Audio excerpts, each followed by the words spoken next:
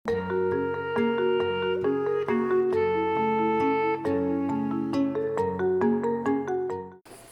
อยู่ที่ไหนน่าจะอยู่ที่ศาลาที่อะไรที่กุฏิหรือที่ Cet homme est missionnaire. Un jeune prêtre de 36 ans, envoyé à vie, annoncer l'évangile en Thaïlande.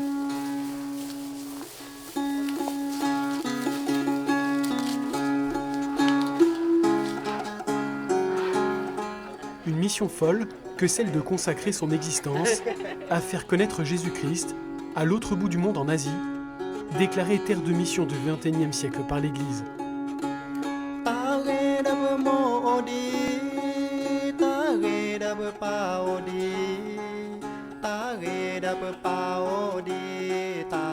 Depuis des siècles, des hommes quittent tout pour aller annoncer la bonne nouvelle au peuple de l'Extrême-Orient. Ces hommes, ce sont les prêtres des missions étrangères de Paris. Parmi eux, le père Lefébure, arrivé en Thaïlande il y a 10 ans à peine, envoyé auprès d'une population des montagnes vivant au nord-ouest de la Thaïlande, les Karen.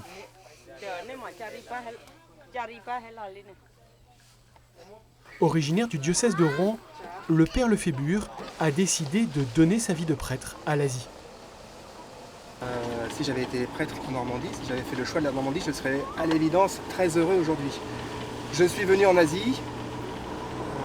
Du point de vue de la mission de l'Église, il y a un devoir d'annonce très fort. L'Évangile est quand même très peu connu. Le pourcentage de la population chrétienne en Asie reste très très minoritaire. Donc il y a une annonce et je suis heureux d'y participer. Et puis il y a aussi un appel. Les gens m'appellent, ils n'arrêtent pas de m'appeler et du coup j'y vais. Je me laisse appeler par les gens qui me disent venez nous visiter. L'heure n'est pas au retour ou au regret. J'ai quitté la Normandie, mais c'est aussi pour répondre non seulement à un appel personnel, à une vocation personnelle, mais aussi à un appel. Sa vie désormais, il la passe sur les routes à visiter les plus de 30 villages qui lui sont confiés dans cette région du bout du monde. Au milieu de la forêt se trouve la base arrière du père Lefébure, une école de montagne. Derrière la discrétion de ce Normand, on devine la tendresse de l'homme et le cœur de pasteur. Aujourd'hui, le père Lefébure se rend dans le village le plus reculé de son secteur. Une véritable expédition, 3 heures de jeep sur des sentiers chaotiques, suivie de 4 heures de marche au milieu de la forêt tropicale. Et à l'arrivée, la joie de retrouver l'une de ses communautés.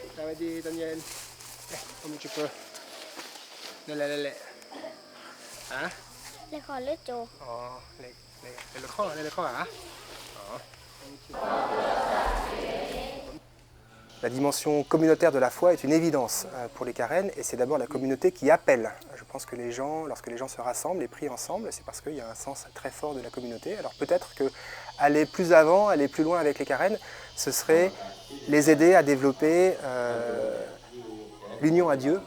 C'est 2 choses qu'il faut tenir ensemble, l'union à Dieu et l'unité du genre humain. L'unité, je crois qu'ils la vivent au quotidien. L'union à Dieu, la relation personnelle à Dieu, est peut-être quelque chose que j'aimerais avec eux approfondir. Difficile pourtant quand son secteur paroissial est étendu en distance, comme la moitié de la France. Du coup, pour l'assister dans sa mission, le père Lefébure a avec lui des catéchistes.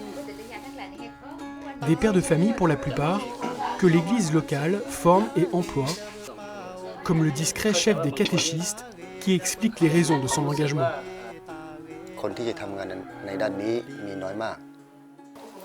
Il dit les missionnaires sont peu nombreux, les ouvriers sont peu nombreux, il y a peu de prêtres disponibles pour aller dans la montagne. Ceux qui sont là ont aussi charge d'école, charge de pensionnat, visiter tous les sommets, tous les villages. Alors lui, dans la zone qui lui est impartie, il collabore à la mission de l'Église. Une mission aux frontières de l'Église que celle de ce jeune prêtre, dédiée à un peuple vivant à 10 000 km de chez lui. Je fais mon sac, je défais mon sac et je refais mon sac. Je fais mon sac plusieurs fois par semaine.